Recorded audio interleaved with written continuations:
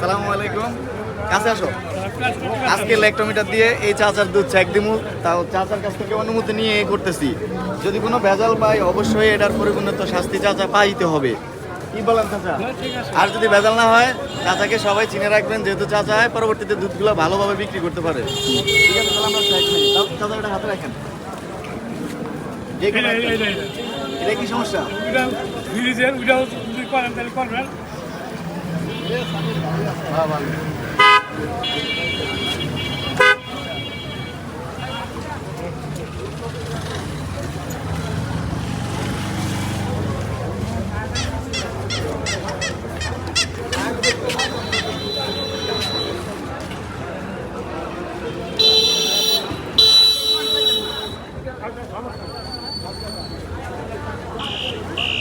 না, ভেজাল নাই। চাচার দুধ ঠিক আছে, চাচার দুধ নিতে পারেন সবাই।